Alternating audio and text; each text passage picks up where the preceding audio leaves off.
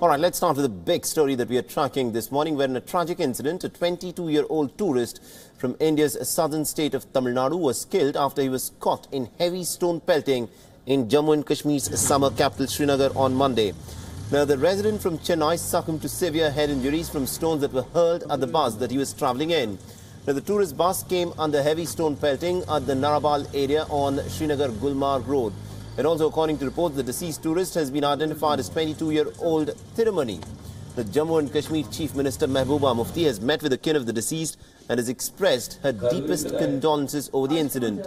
The last week, many students were inside a school bus when it suddenly came under attack from stone pelting mobs in South Kashmir's Shopian district. The attack on school bus drew widespread condemnation, with Chief Minister Mehbooba Mufti vowing to bring the culprits to book. The former Chief Minister of Jammu and Kashmir, Umar Abdullah, has also reacted to the incident, condemning the killing. Abdullah has tweeted, and I quote, "This young man from Chennai died in my constituency, and while I don't support these goons, their methods or their ideology, I am deeply, deeply sorry that this has happened at all. And that too in an area that I've been proud of to represent since 2014.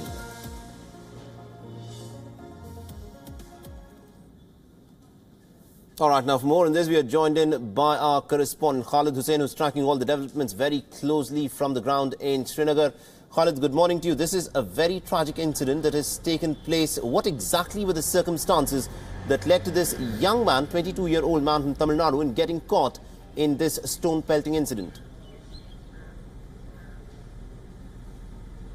Well, absolutely a tragic incident happened on Monday morning when a tourist Tavera bus was going to Gulmarg, and it was caught in stone pelting at Narbal area, where heavy stone pelting was going on and many vehicles come under this stone pelting, and there were a lot of injuries reported from there, but two were reported very critically injured. That was one, this tourist youth, and second was the local girl, and both were admitted to the Sher-e-Kashmir Institute of Medical Science in Srinagar. But this young tourist succumbed at 8:30 evening yesterday and was brought to the police control room. However, there is everywhere, every person is condemning the incident, but with every passing day, the stone pelting is becoming a new challenge for government here. We have seen a lot of stone pelting incidents in North and South Kashmir, especially when civilians are targeted, tourists are targeted, school kids are targeted, and day by day it's becoming very tough for the state government to handle the situation. And if it is not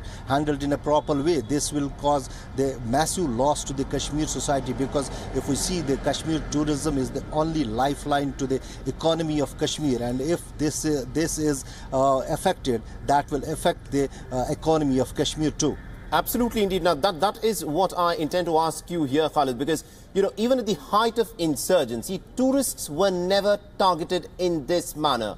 Now, what we've clearly witnessed in this incident, where a Tamil Nadu resident who was in Kashmir as a tourist, the vehicle that he was travelling in came under this impact of stone pelting. What has resulted in this shift? Is there a difference in the strategy that has now been adopted by these stone pelters? And who are these people? Have there been any arrests that have been made?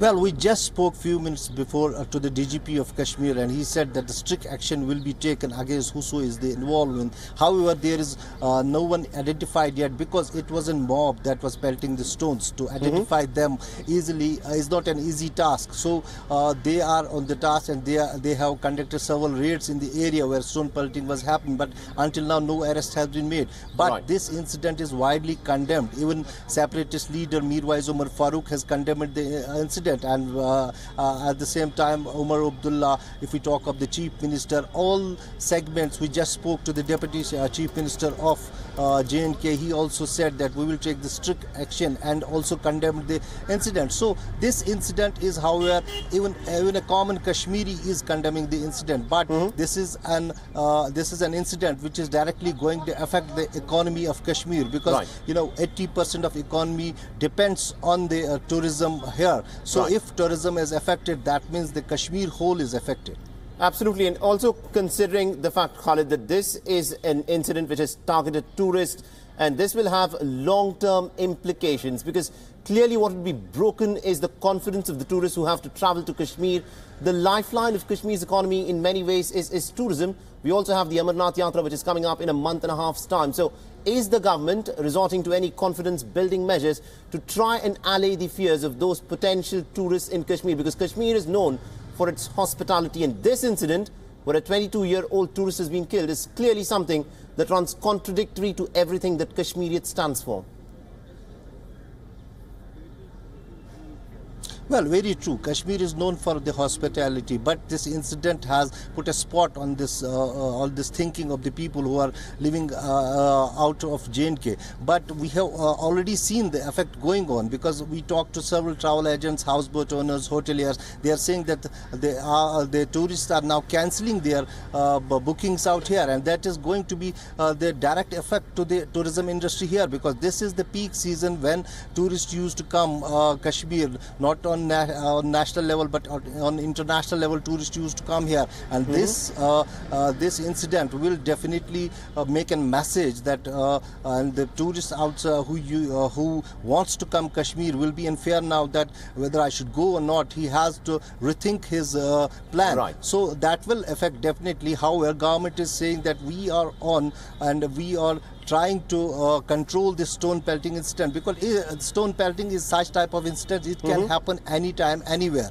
So there is no control directly until now on the stone pelting, because we have seen that there is no place in Kashmir where this unpredicted stone peltings happen. So you never know that when tourist vehicle is going and there will be stone pelting. So naturally there is a message of unsecurity among the tourists now, and definitely the government has to take steps to rebuild this faith in tourists.